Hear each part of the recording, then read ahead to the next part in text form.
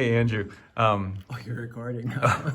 what was your thoughts on my homily this weekend? I really liked it. Definitely was longer than usual, but it was also a little bit better than usual. How long are my usual ones? 12 minutes. Not 20. Was it 20? It was 20 minutes. You posted it. How long was it? Did you see? It wasn't 20, but they had the gospel reading. It didn't feel like 20 though, did it? Huh? No. Yes. I was at the 5 o'clock. Maybe you switched it. I liked it, but my mom and my dad and my brother definitely thought it was a bit long. Oh, well, they probably go to a church with a priest who preaches 5 short to 8 homilies. minutes. Instead of homilies, minute. Yeah. Yeah. No, it was good. Listening to the car on the way back from sharing Karen hymns, and everybody listened to it, and they liked it. I mean, they appreciated it. I appreciated it.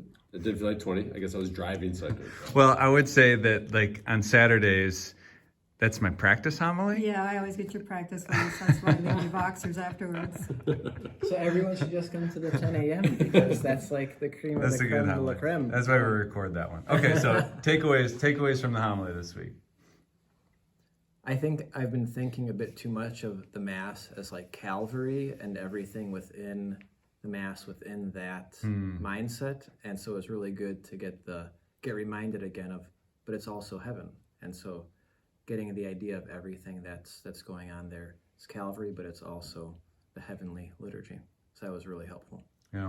Yeah, I think too that we're joining in on the liturgy with what's going on in heaven right now. So it's our participation within all that instead of us, our preferences of what we want. It's really what God has ordained and what He wants in our song and our music as it's lifted up to heaven. Mm-hmm.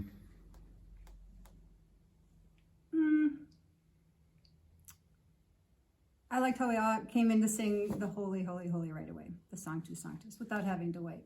I mean, you still could have instrumental music, but I can see where just having sung voices right away is okay.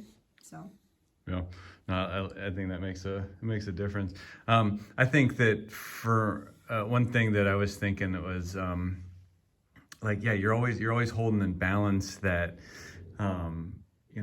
the earthly and the, so one of the things that the council or some of the postals say or the commentaries on it's like, okay, so it needs to be different enough that I feel like I'm entering into a different world, and yet the same similar enough to where it speaks to the people, and that's a hard balance. That's just a difficult thing, and you might hit it closer or further on one way or the other. So it was really good to hear over and over the encouragement of that we don't sing at Mass, we sing the Mass, and the whole comparison between kind of falling in love and how you sort of ramp up, how you manifest your love. Because Jesus didn't sing at the Last Supper, He wasn't singing at Calvary, but we sing at that because it's like our love poem back to the Heavenly Father.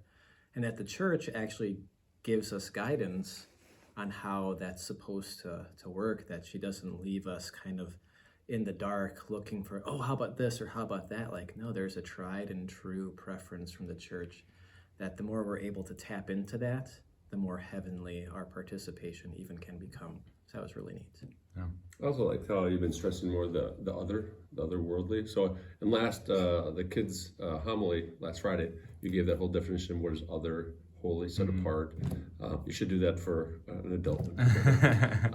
But how when we walk into that church, it is other, it's set apart, it's different. It shouldn't be exactly what we hear, especially with music when we're listening to our car or in our home. So I really appreciate that part of it too, because I can do that all I want on my own, in my office, in my car, at home too. So I think that's other. Yeah. Well, first of all, we don't know Jesus. He might have sang at the Last Supper. Well, I think they did sing it though. They said and they sang a hymn and they went out. He probably didn't sing from the cross.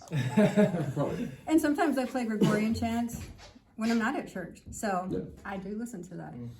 But another time you had said another reason why we have more the lofty or heavenly music is you never know what somebody's experiencing that day. So if you just got some really bad news or somebody's really struggling with something and then you go into church and they're playing like clap happy music, it just might not be going with what you're feeling at that time. So just to keep it more mellow and peaceful is kind of nice.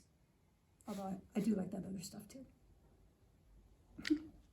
I did appreciate that same thing, that you don't know where anybody's at. Everybody's at a different place. So the music should be, it can meet everybody where they're at. Right. Did like that.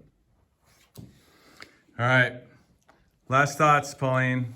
I got one quick question. Okay, I don't think she has a thought on. Any thoughts on the homily this weekend? The homily. Father, do you know how old I am? I want to remember from Sunday to Tuesday. And on that happy note, we'll call it. I do